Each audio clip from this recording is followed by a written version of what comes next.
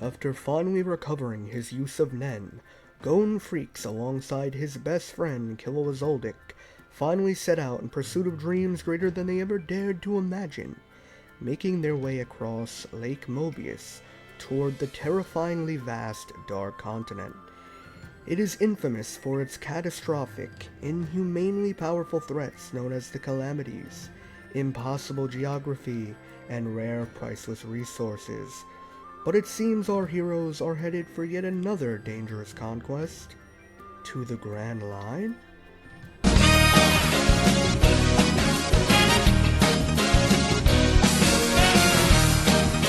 Hello everyone, welcome back to the channel, and today we're going to be talking about what is going to happen after the Succession War arc in Hunter x Hunter finally concludes, right? And I just really want to go over the roadmap of what I think might happen, right? Because this all depends on what Togashi has planned for the end of the series, right? I don't really think we're going to get a Three Kings kind of situation like from Yu Yu Hakusho.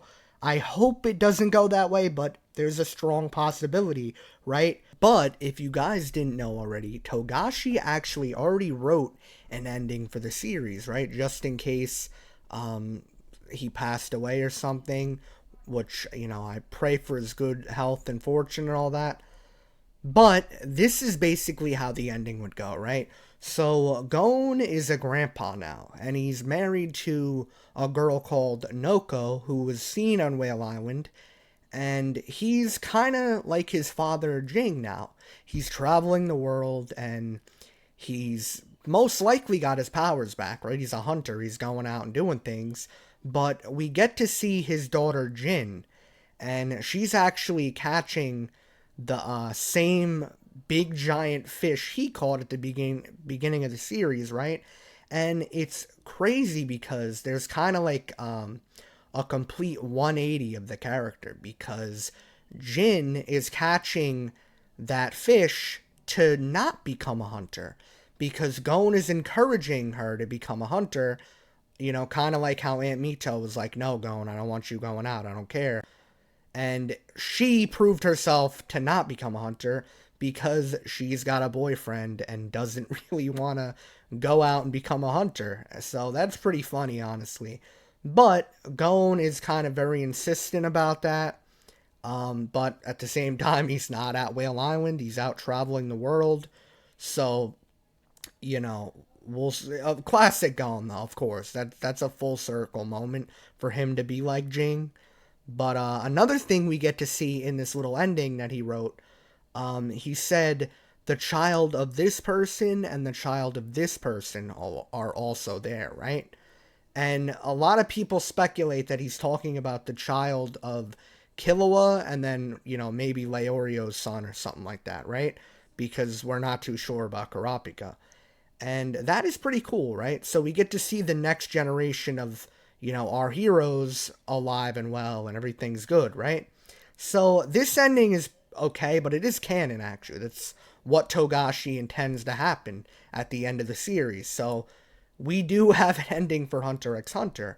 But when we look at what happens directly after the Succession War arc, that's when it gets a little more tricky, right? Because I personally don't see how the story can continue without Gon, right? Gon is the main character, and I think there's a lot of room left for him, right? And the biggest theory that I have, right, the biggest reason I keep saying Gon is going to come back is because there's a very mysterious and the most evil character in the entire series still lurking out there somewhere, and his name is Gyro, right? Gyro is the head of the NGL. We didn't really get to see him that much. We did see his terrifyingly dark backstory, right? But he's out there. And a lot of people don't realize this, but so many people went in the Black Whale to go to the Dark Continent that there's not many people left at the original, you know, island. So, you know, when we take a look at that, who do we have left to really protect us?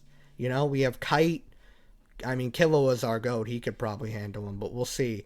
And then we have Gon, of course, right? So there is a story there left for him, and this has to happen because Togashi wrote himself in the manga, they are ultimately going to meet someday, right? So this is a canon thing that is going to happen.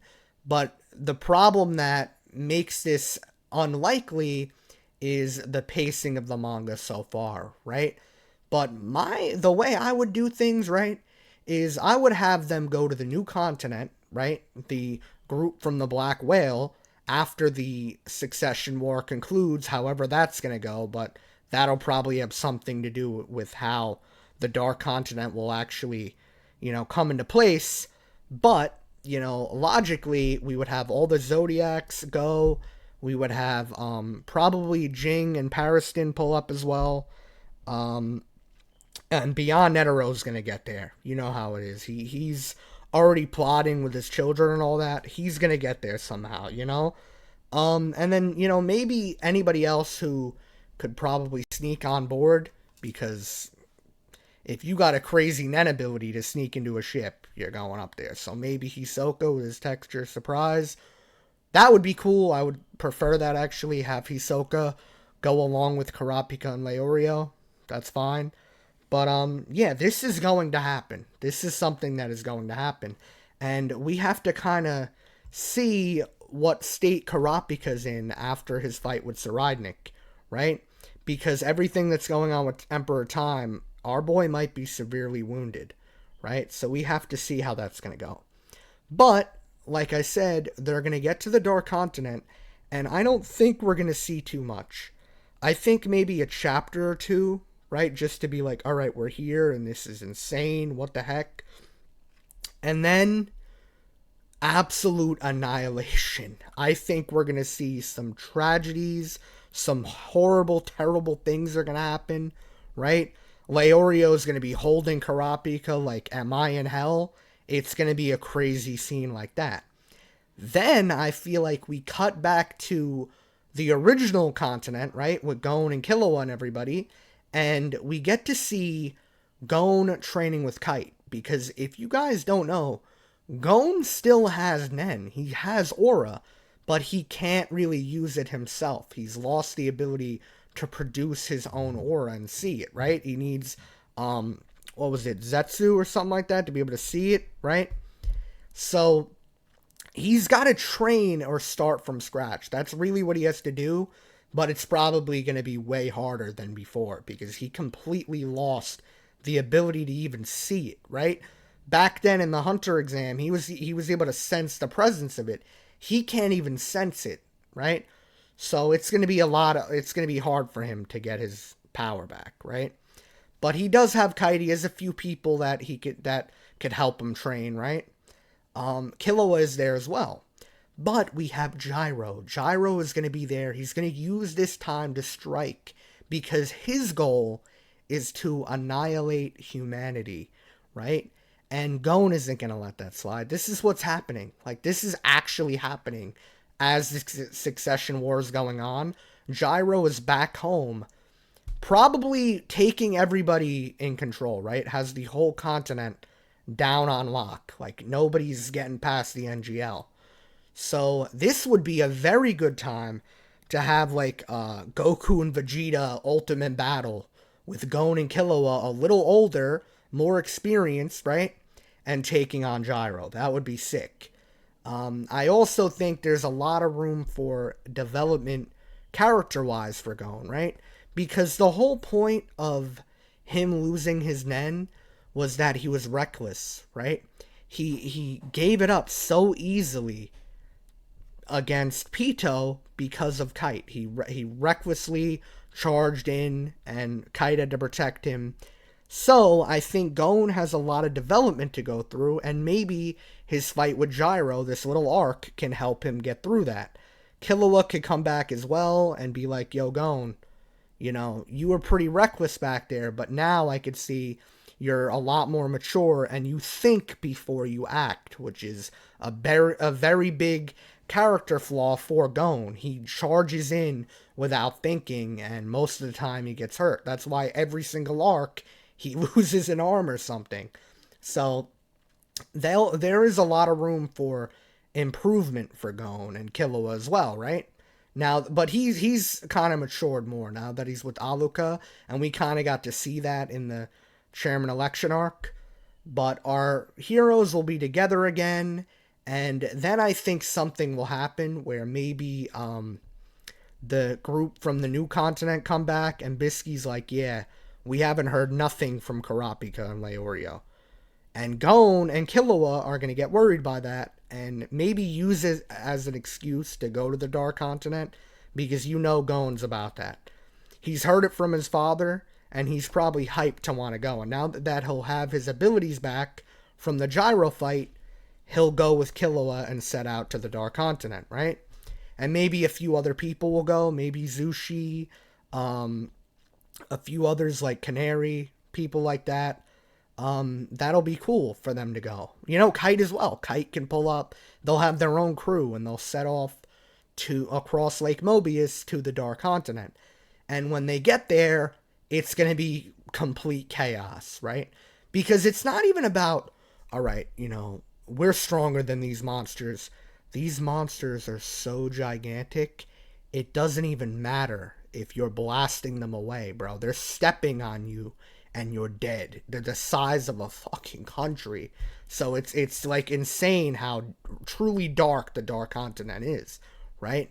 But when they get there, maybe they could find Karapika and Leorio, help them out, because there is a lot of story still left for Karapika.